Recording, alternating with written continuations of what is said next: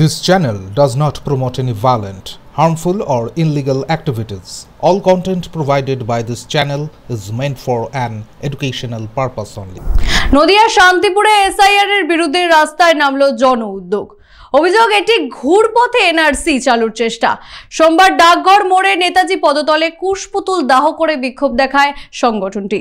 উপস্থিত ছিলেন সমাজের বিভিন্ন স্তরের মানুষ। জন উদ্যোগের দাবি, এসআইআর সিদ্ধান্ত প্রত্যাহার না হওয়া পর্যন্ত আন্দোলন চলবে।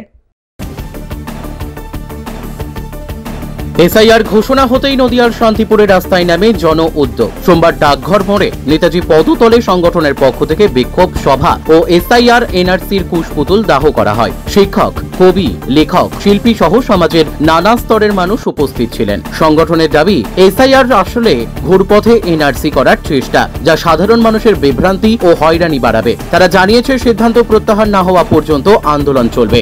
দেখেছেন যে ভারতের নির্বাচন কমিশন আজকে প্রেস কনফারেন্স করে যে 14টা না 15টা জায়গায় রাজ্যে এসআইআর ঘোষণা করেছে, তার মধ্যে পশ্চিমবঙ্গ আছে।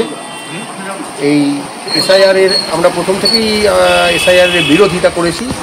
তো আজকে যে নির্বাচন কমিশন ঘোষণা করেছেন যে এসআইআর কাল থেকেই শুরু হবে, ওই জন্য আমরা অতি দ্রুতই একটা তাৎক্ষণিক প্রতিক্রিয়া বলতে পারেন শান্তিপুর জন উদ্যোগের পক্ষ থেকে একটি তাৎক্ষণিক আমরা প্রতিক্রিয়া দিচ্ছি যে আমরা এই এসআইআর এর বিরোধিতা করছি।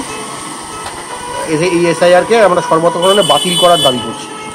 না, এর আগে বিরোধিতায় সরাসরি আমরা নামিনি, আমরা লেখাটেখার মধ্যে দিয়ে ফেসবুক পোস্ট বা সোশ্যাল মিডিয়ায় ইত্যাদি এরকম জায়গায় ছিল, কিন্তু যেহেতু ঘোষণা হয়নি এখানে অফিসিয়ালি, সেহেতু আমরা নামিনি। এরপরে আমরা লাগাতার পথে নামবো, প্রচার কর্মসূচির মধ্যে থাকবো, শান্তিপুর জন উদ্যোগ থাকবে। না, জন উদ্যোগ আমরা কোনোদিনই জন উদ্যোগের জন্মলগ্ন থেকেই আমরা কখনো দাবি করিনি জন উদ্যোগ অনৈতিক সংগঠন। জন উদ্যোগ অবশ্যই একটি রাজনৈতিক এবং সামাজিক সংগঠন। জন উদ্যোগের বেশিরভাগ কর্মকাণ্ডের মধ্যেই দেখবেন আপনারা রাজনৈতিক কর্মকাণ্ডই রয়েছে। হ্যাঁ, সে বলতে পারেন অদলীয়, কিন্তু রাজনৈতিক